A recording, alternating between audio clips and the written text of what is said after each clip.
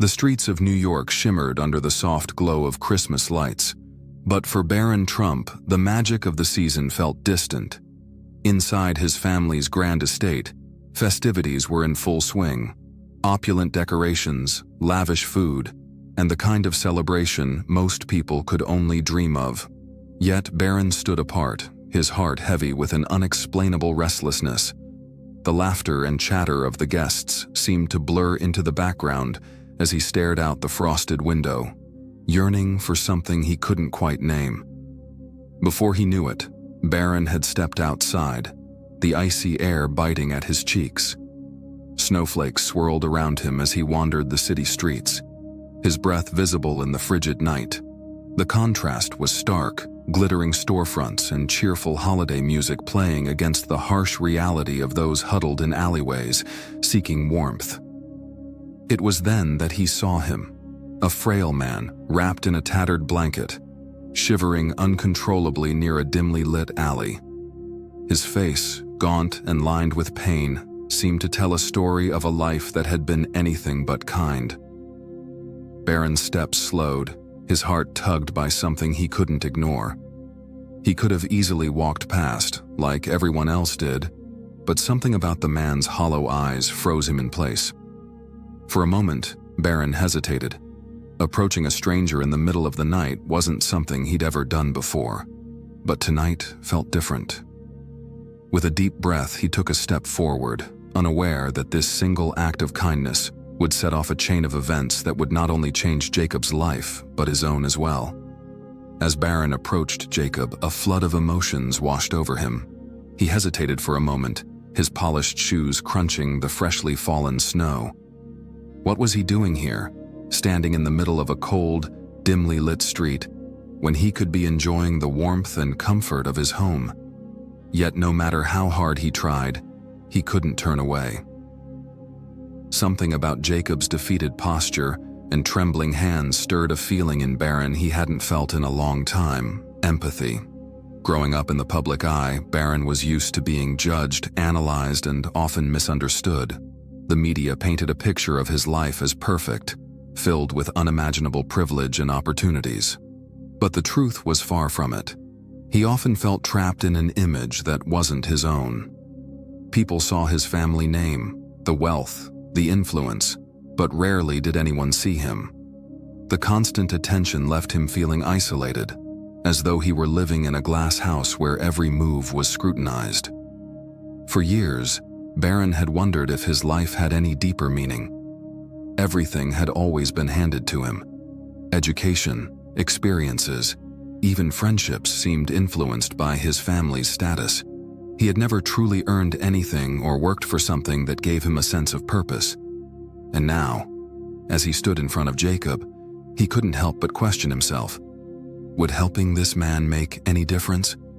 Or was this just another hollow gesture, something he'd forget by morning? But another voice inside him whispered something different. Maybe, just maybe, this was a chance to break out of the bubble he had been living in. Helping Jacob might not change the world, but it could mean everything to one person. And perhaps it would also bring Barron closer to understanding himself. Jacob's fragile condition brought Barron's thoughts back to the present. The man didn't look like he could last much longer out here in the biting cold. Without overthinking it further, Barron made a decision. "Hey, are you okay?" he asked, his voice gentle but firm enough to catch Jacob's attention. As Jacob turned his head to face him, Barron saw a flicker of surprise in the man's weary eyes. No one ever stopped to talk to him, let alone offer help. For Barron, this simple exchange felt strangely significant, as if he were standing at the edge of something far greater than he could yet comprehend. As they exchanged a few cautious words, Barron reflected inwardly. He wasn't sure what he was looking for in life, but for the first time he felt a small spark, like he was finally stepping out of his world and into someone else's. The decision to act wasn't just about helping Jacob. It was about finding the connection he had been missing all along. And even though he didn't fully understand it yet, Barron felt he was exactly where he needed to be. Barron knelt down cautiously, his breath visible in the frosty air. "Hey," he said softly, his voice cutting through the stillness. The man stirred, clutching his thin blanket tighter as if bracing himself for judgment. Barron noticed the subtle flinch in Jacob's shoulders. He was used to being ignored or, worse, treated like a nuisance. Barron decided he wouldn't let that happen tonight. "You okay?" Barron asked, genuinely concerned. The man looked up, his tired eyes meeting Barron's. Up close, Jacob's face told a story of hardship, deep lines etched by years of struggle, cheeks hollowed by hunger, and a beard that had grown wild and untamed. Jacob hesitated before muttering, "Why do you care, kid? People like you don't stop for people like me." The words stung, but Barron didn't falter. He realized Jacob's reaction wasn't personal. It was the defense mechanism of someone who had been overlooked too many times. "Maybe they don't," Barron replied, "but I'm not here to judge or ignore you. It's Christmas Eve, and no one should be out here like this." Jacob scoffed lightly, pulling the blanket closer. "Christmas doesn't mean much when you've got nothing to your name." His voice was rough, filled with weariness and bitterness. Barron felt a pang of guilt. What did he know about struggle?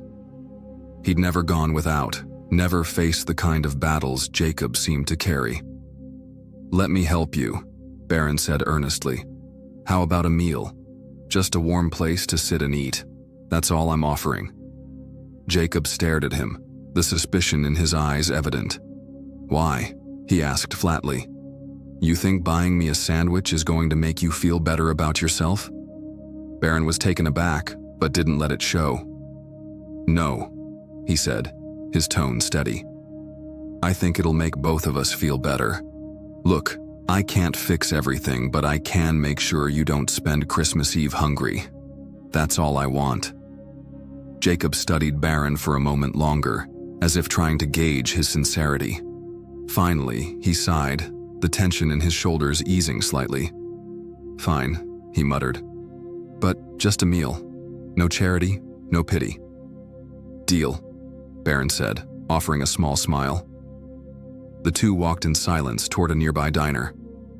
Barron felt Jacob's hesitation with every step, but he didn't push. When they entered the warm, brightly lit restaurant, Jacob lingered near the door, as though unsure if he belonged there. Barron gently guided him to a booth, sitting opposite him. "What'll you have?" Barron asked, handing Jacob a menu. Jacob hesitated again, his eyes scanning the options. "Just coffee and whatever's cheapest," he mumbled. Barron shook his head. "Get whatever you want, seriously." After some coaxing, Jacob ordered a modest meal. As they waited, Barron asked, "So, what's your story? How'd you end up out here?" Jacob looked away, clearly uncomfortable, but something in Barron's patient gaze made him open up. Slowly, he began to share bits of his life. A former soldier, honorably discharged but unable to reintegrate into civilian life. A few bad breaks, the loss of his family, and eventually, the streets became his home. Barron listened intently, his own problems shrinking in comparison. "That's a lot," Barron said quietly. "I can't imagine what you've been through." Jacob nodded, his expression softening. "Most people don't care to imagine. But thanks for listening. It's been a while since anyone has." For the first time, Jacob smiled faintly, and Barron felt a sense of connection he hadn't expected. Though they came from vastly different worlds, this simple act of sharing a meal began to bridge the gap. Barron didn't realize it yet, but this encounter was the start of something much bigger than either of them could have anticipated. The warmth of the diner wrapped around them like a comforting blanket, a stark contrast to the icy cold outside. Barron watched as Jacob's rough hands cupped the steaming mug of coffee, his fingers trembling slightly. Not just from the cold, but from years of wear and tear. For a moment, Jacob simply sat there, letting the warmth seep in, as if he couldn't believe he was sitting in a place like this. "Take your time," Barron said, offering a reassuring smile. He wasn't in a rush, and somehow he felt like Jacob wasn't either. This wasn't just about food, it was about giving Jacob a moment of peace. Jacob finally broke the silence. "You probably think I'm some drunk or junkie, huh?" His tone was defensive but not unkind. "No," Barron replied firmly. "I don't think that at all. I'm just curious about your story." Jacob chuckled dryly, shaking his head. "My story, huh? Not sure it's one you'd want to hear. It's not a happy one." "Maybe not," Barron said, leaning forward slightly, "but I'd like to hear it anyway." For the first time, Jacob looked directly at Barron. There was a flicker of something in his eyes. Trust, maybe, or at least the willingness to let someone in. He sighed deeply, took a sip of coffee, and began. "I served in the army," Jacob started, his voice steady but tinged with bitterness. "2 tours overseas. Saw things I wouldn't wish on anyone. When I came back, I thought I'd finally get to live the life I fought for. But the world doesn't work like that. The job I was promised fell through. The people who said they'd be there for me weren't." Barron listened intently, his own world of privilege seeming more distant with every word. Jacob continued, his voice growing heavier.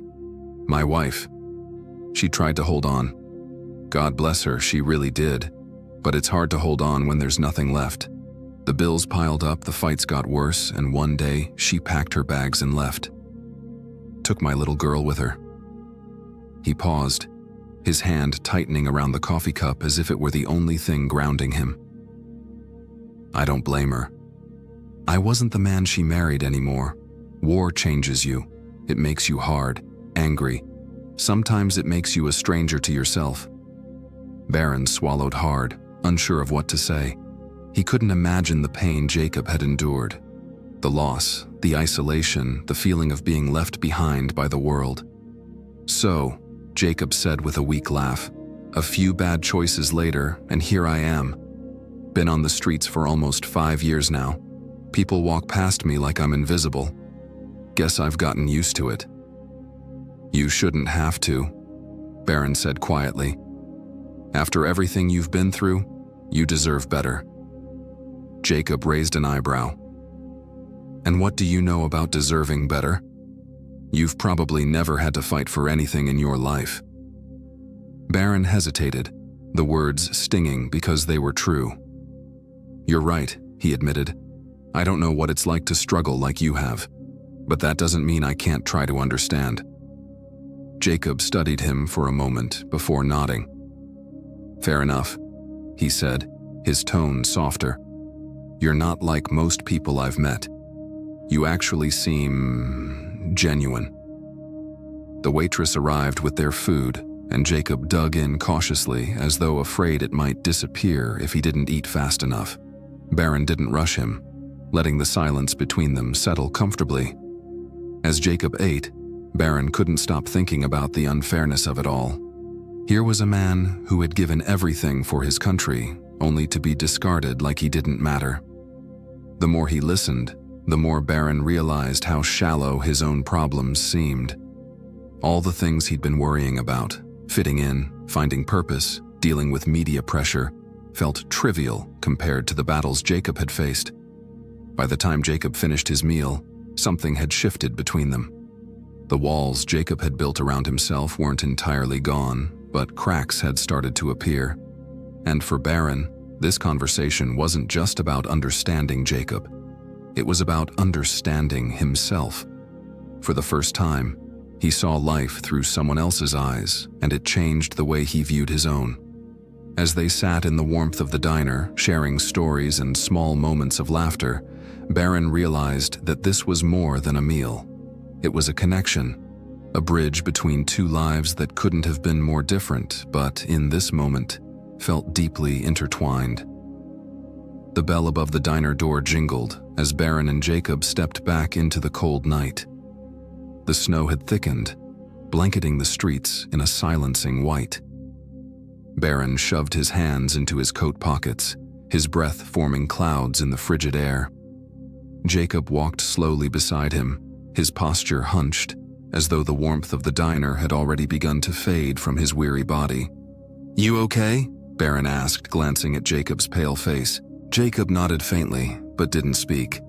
His steps were unsteady, and Barron noticed his hands trembling even more than before.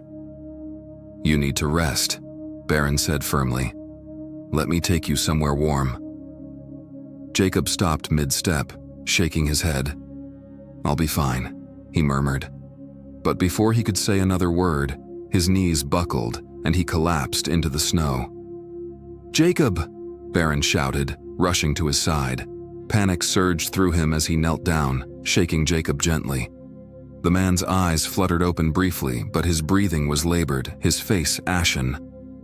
"Stay with me," Barron urged, his voice trembling. He quickly pulled out his phone and dialed 911. "Please, I need an ambulance," Barron said, his voice steady despite the storm of emotions inside him. He gave the operator their location, glancing down at Jacob as snow began to gather around them. "Hang on," he whispered. "Help's on the way." The minutes felt like hours, but soon the sound of sirens pierced the stillness. Paramedics arrived, carefully lifting Jacob onto a stretcher. Barron followed them into the ambulance, ignoring the questioning looks from the medics. He wasn't about to leave Jacob alone. At the hospital, Jacob was rushed into the emergency room. Barron stood in the waiting area, his heart pounding. A doctor approached him after what felt like an eternity. "Are you family?" the doctor asked. Barron hesitated, then said, "No, but I'm the one who brought him here." The doctor nodded solemnly. "Jacob's condition is critical. He's malnourished, severely dehydrated, and his heart is under significant strain. He needs surgery immediately, or he might not make it through the night." The words hit Barron like a punch to the chest. He felt an overwhelming sense of responsibility, as if Jacob's life now depended on him.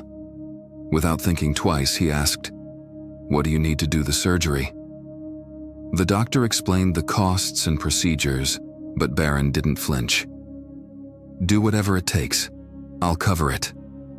The doctor nodded and hurried back toward the operating room, leaving Barron alone in the stark, sterile hallway. He sat down, his head in his hands. All he could do now was wait. As the hours ticked by, Barron's mind raced. He barely knew Jacob, yet he felt a deep connection to him. This wasn't just about saving a life, it was about doing something that truly mattered. And in that moment, Barron knew he wouldn't leave the hospital until he was sure Jacob was safe. The fluorescent lights of the hospital cast a cold, harsh glow, but Barron barely noticed. He sat in the waiting area, his eyes fixed on the swinging doors through which Jacob had disappeared moments earlier. The faint hum of monitors and hurried footsteps of medical staff filled the silence. Yet all Barron could hear was the doctor's words echoing in his head. "He needs surgery immediately, or he won't survive the night." A nurse approached, clipboard in hand. "Are you the one responsible for Mr. Jacob's care?" she asked. "Yes," Barron said, standing up quickly. "Is everything okay?" The nurse hesitated before responding. "The surgery he needs is critical, but it's going to be expensive. We'll need confirmation of payment before we can proceed." Barron didn't flinch. "How much?" She named the figure, and though it was substantial, Barron didn't blink. "I'll cover it," he said firmly. "Just make sure he gets what he needs." The nurse's expression softened, surprised by his resolve. "I'll inform the billing department." "Thank you," she said before hurrying away. Barron sat back down, exhaling deeply. For the first time, he realized how far removed his life had been from real struggle. To him, money had always been a tool, a resource to solve problems.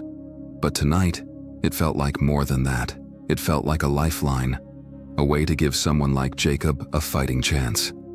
Minutes stretched into what felt like hours. Finally, a doctor emerged, gesturing for Barron to follow him. They stopped outside Jacob's room, where nurses were preparing him for surgery. Through the glass, Barron could see Jacob lying on the bed, an oxygen mask over his face. His eyes were half open, scanning the room as if searching for something, or someone. Barron stepped inside, the beeping of monitors the only sound. Jacob turned his head slightly, his gaze landing on Barron. For a moment, neither of them spoke. Then Jacob reached out weakly, his hand trembling as Barron took it. "You didn't have to do this," Jacob whispered, his voice hoarse. "Yes, I did," Barron replied, his tone steady but filled with emotion. "You deserve this chance, Jacob. You've been through too much to give up now." Tears welled in Jacob's eyes, and he shook his head faintly. "No one's ever done something like this for me. I don't even know why you care." Barron's throat tightened, but he managed a small smile. "Maybe it's because I needed this as much as you did." Jacob's lips quivered, forming a faint smile. "Thank you," he said, his voice breaking.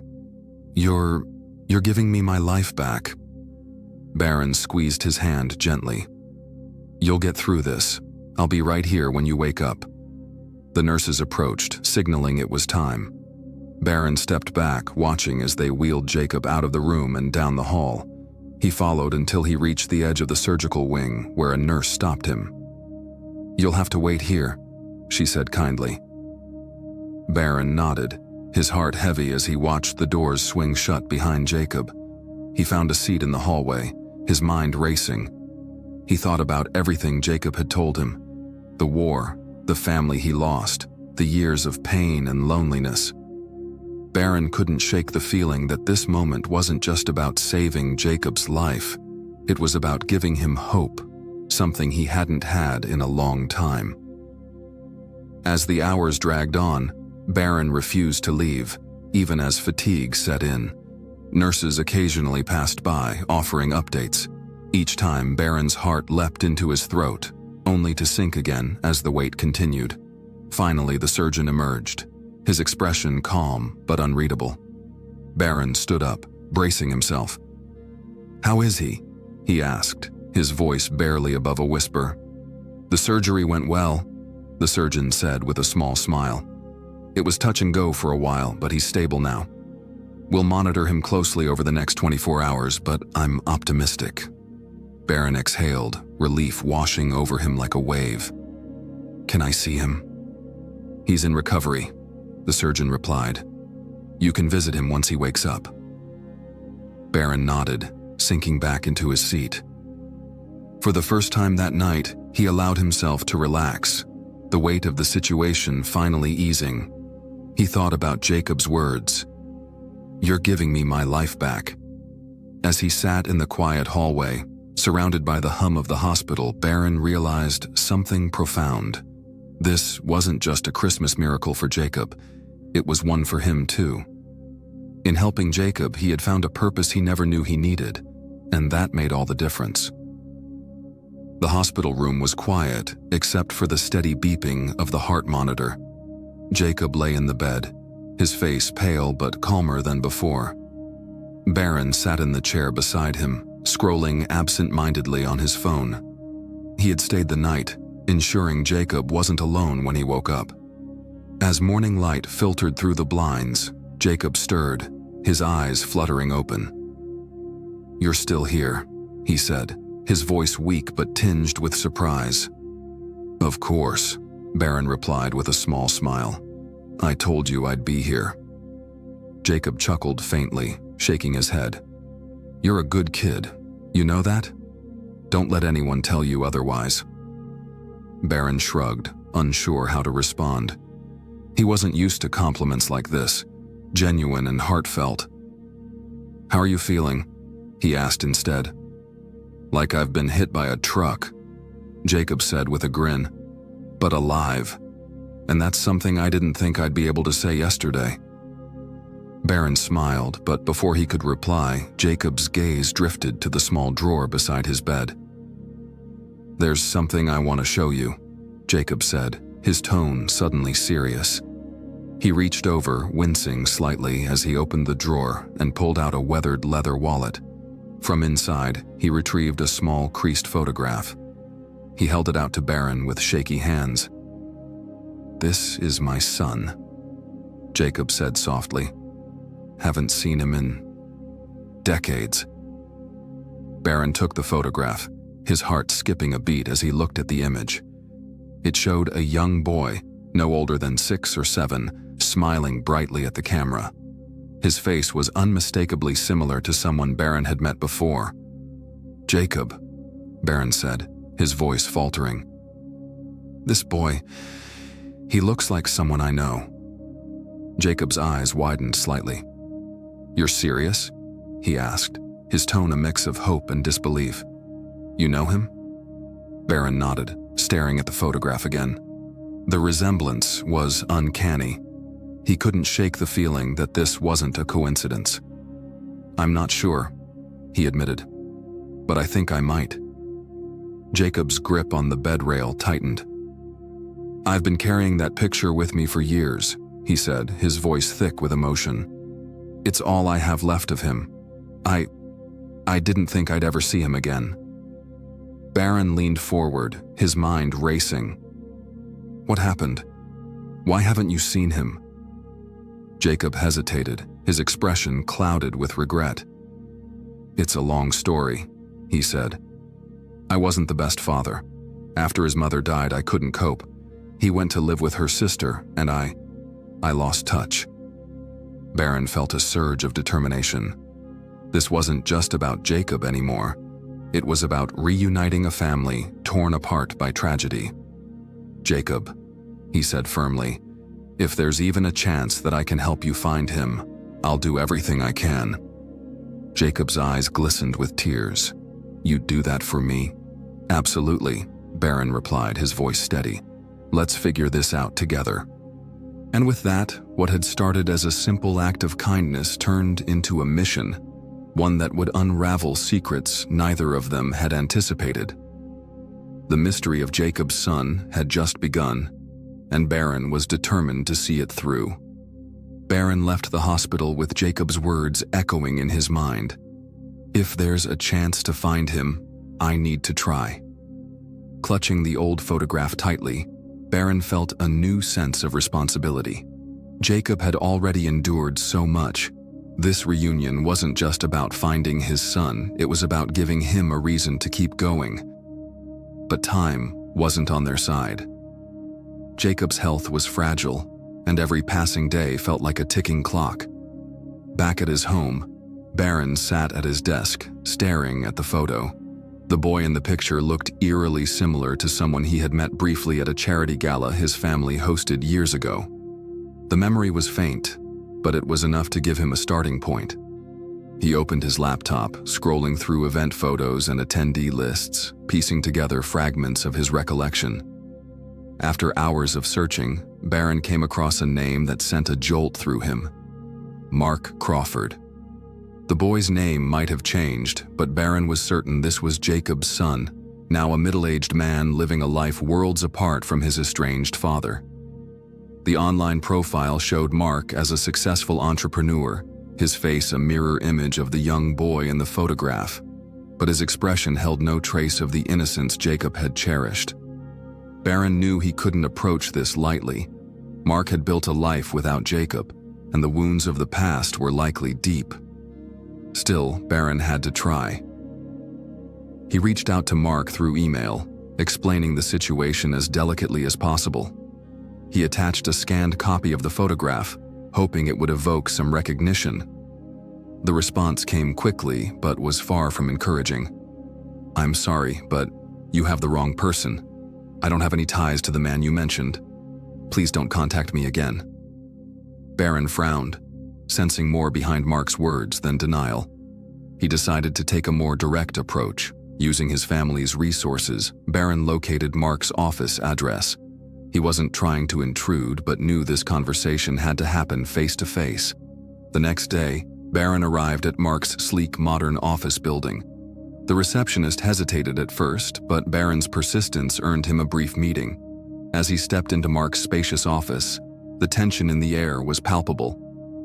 "Mr. Crawford, thank you for seeing me," Barron began, holding the photograph in his hand.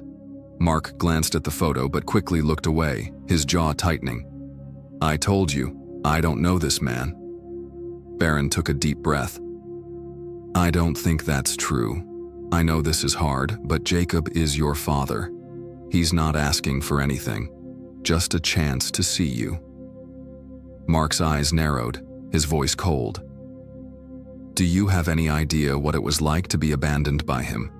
To grow up thinking I wasn't good enough for my own father to stick around?" Barron's heart sank. "I can't imagine how much that hurt," he said gently. "But Jacob isn't the man he was back then. He's been through so much, and all he wants now is a chance to make things right." Mark turned away, staring out the window. Why now? Why does he care after all these years? "Because he's running out of time," Barron said softly. "He's in the hospital and his health is failing. I think he's afraid he won't get the chance to say the things he's wanted to say for years." Mark remained silent for a long moment. Barron felt the weight of every second, knowing this decision could determine whether Jacob's last hope for redemption would come true. Finally, Mark spoke, his voice barely above a whisper. "He left me when I needed him most. I'm not sure I can just forgive that." Barron stepped closer, his tone earnest. "I'm not asking you to forgive him overnight. I'm asking you to meet him, to let him explain. If you walk away after that, at least you'll know you gave him a chance, and gave yourself a chance to heal." Mark sighed deeply, rubbing his temples. "You're persistent, I'll give you that." "I just believe some things are worth fighting for," Barron replied. After what felt like an eternity, Mark turned back to him. "Fine," he said reluctantly. "I'll meet him, but I'm not making any promises." Relief flooded through Barron. That's all he's asking for. The meeting was set for the next evening at the hospital. As Barron left Mark's office, he felt a mix of hope and anxiety.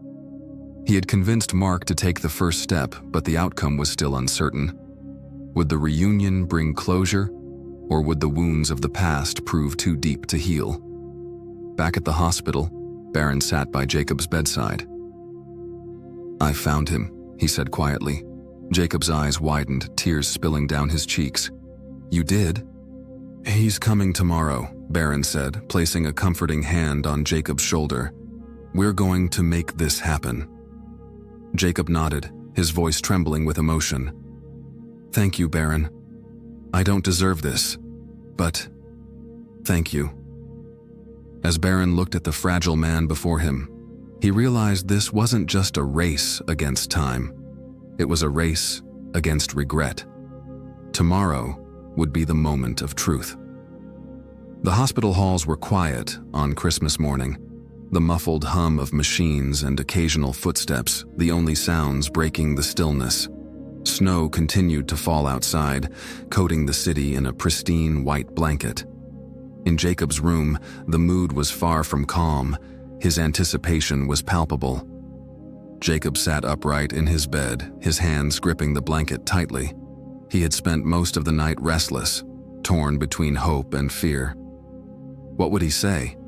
What could he say to a son he hadn't seen in decades, whose childhood he'd missed, whose pain he had caused? Barron sat beside him, offering quiet reassurances. "He's coming," Barron said gently. "That's the first step." Jacob nodded, his throat tight. He had rehearsed his words 100 times, but now that the moment was here, they all seemed inadequate. "What if he hates me?" Jacob whispered, his voice cracking. Barron placed a hand on Jacob's shoulder. "He's here, isn't he? That means some part of him still cares." A knock at the door made both of them jump. Barron stood, his heart racing, and opened the door to reveal Mark. Dressed in a dark coat dusted with snow, Mark stood stiffly in the doorway, his face unreadable. For a moment, he hesitated, his gaze flickering toward Jacob, who looked smaller and more fragile than he had imagined. "Come in," Barron said softly, stepping aside. Mark entered, his footsteps hesitant, as though crossing the threshold would make everything real. Jacob's eyes filled with tears the moment he saw his son. "Mark," he breathed, his voice trembling.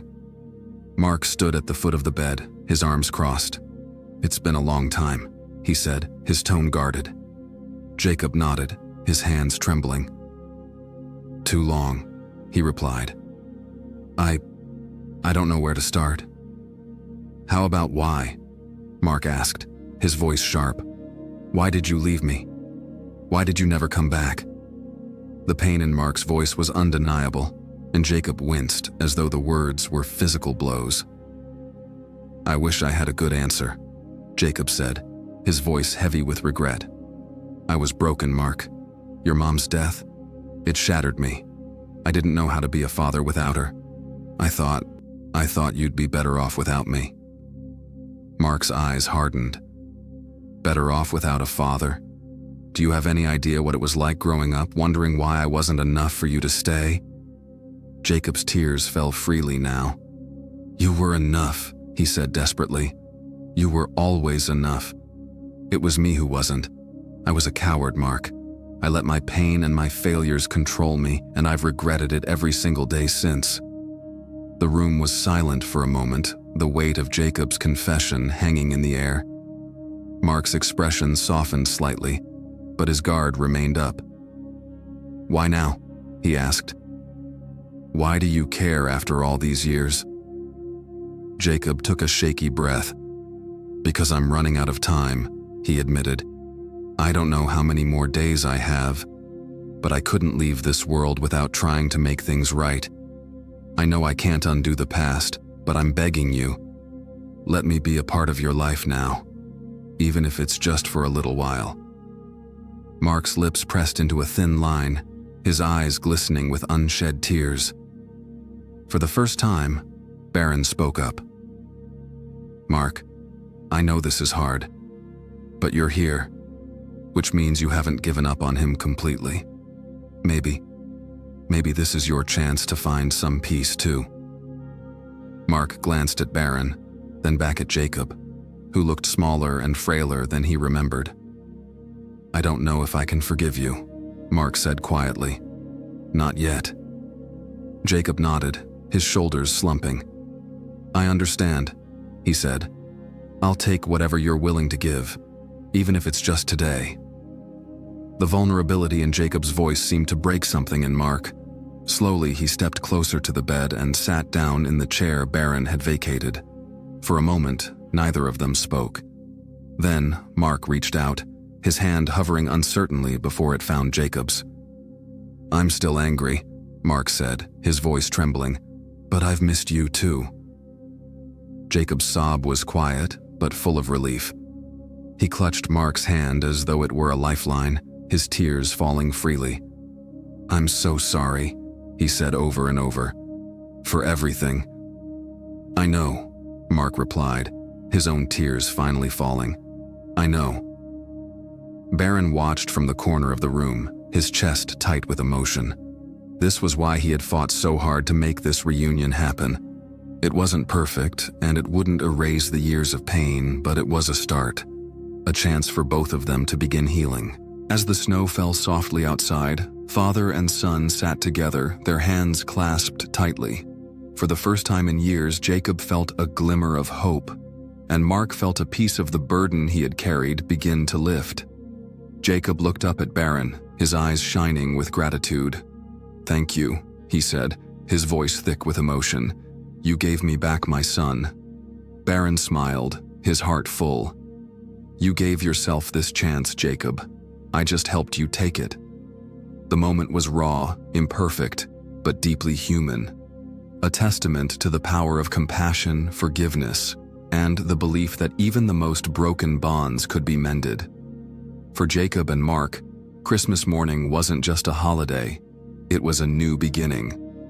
The sun was setting by the time Barron stepped out of the hospital. The sky was painted in hues of gold and pink, the snow-covered streets glistening in the fading light. He exhaled deeply, his breath forming a soft cloud in the crisp air. The day had been emotionally exhausting, but as he reflected on the reunion he had just witnessed, a sense of peace settled over him. Jacob and Mark were together again, the first steps toward healing taken. Barron knew there were still challenges ahead for them, but today had proven that even the most fractured relationships could begin to mend with a little effort and a lot of heart. He smiled to himself, feeling a quiet pride in what he had helped accomplish. As he reached the hospital's front steps, Barron noticed a small group of people gathered near the entrance. Their faces were familiar. Men and women he had passed by on the streets earlier, wrapped in tattered coats and blankets, faces weathered by hardship. He paused, unsure of why they were there, when one of them stepped forward. "You're the one who helped Jacob, aren't you?" the man asked, his voice rough but kind. Barron blinked in surprise. Yeah," he replied awkwardly. How do you know?" The man smiled, a genuine warmth in his expression. "Word gets around," he said. "Jacob's one of us. We've all been looking out for each other for years. What you did for him, it gives us hope. Not many people stop and care like that." Before Barron could respond, the small group began clapping, their hands red from the cold, but their spirits unyielding. The sound echoed in the quiet evening, drawing the attention of a few passers-by who stopped to watch. Barron felt his cheeks flush, not with embarrassment, but with an unfamiliar sense of fulfillment. "I didn't do it for recognition," he said earnestly. I couldn't walk away."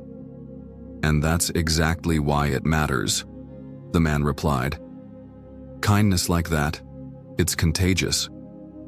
Barron stood there for a moment, taking it all in. The applause wasn't for him, it was for what his actions represented. In helping Jacob, he had reminded these people, and himself, that compassion still existed, even in the coldest corners of the world. As the group dispersed, Barron began walking toward his car, his mind racing with new thoughts. This experience had changed him.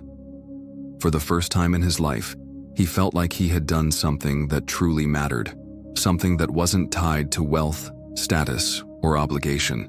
He thought about how small the gesture had seemed at first, just offering a meal to a man in need. But that simple act had snowballed into something far greater than he could have imagined. It had brought a family back together, inspired strangers, and, perhaps most importantly, shown Barron a new path forward. Looking up at the sky, where the first stars of the evening were beginning to appear, Barron smiled. He didn't have all the answers, but he knew one thing for certain. This was only the beginning.